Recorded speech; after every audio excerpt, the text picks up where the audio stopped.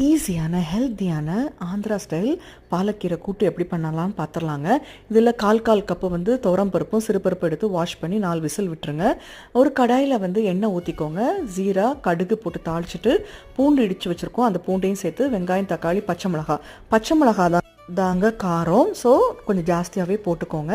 So நம்ம wash பண்ணி cut பண்ண வச்சுருக்க வந்து பாலக்கீரையை வந்து இந்த வெங்காயம் தக்காளி வதங்கினதுக்கப்புறம் வந்து சேர்த்துக்கோங்க. ஸோ இது வந்து நல்லா வதங்கணும். கூடவே வந்து ஒரு 1 டேபிள் ஸ்பூன் வந்து டர்மரிக் பவுடர் ஆட் பண்ணிக்கோங்க, நல்லா வதங்கட்டும். அதுக்கப்புறம் பார்த்திங்கன்னா நம்ம அவிச்சு வச்சுருக்க பருப்பை வந்து நம்ம இதோட சேர்த்துக்கலாம். இந்த பாலக்கீரையோட சேர்த்து தேவையான அளவு உப்பு போட்டு நல்லா கொதிக்க விடலாங்க. இதோட டேஸ்ட் வந்து பார்த்திங்கன்னா அட்டகாசமாக இருக்குங்க. இதுக்கு வேறு எந்த காயுமே தேவையில்லை. அப்பளமோ இல்லை வத்தலோ வடகமோ நம்ம வச்சு சாப்பிட்லாம். சூடான சாதத்தில் ஒரு ஸ்பூன் நெய் ஊற்றிட்டு இந்த ஆந்திரா பருப்பு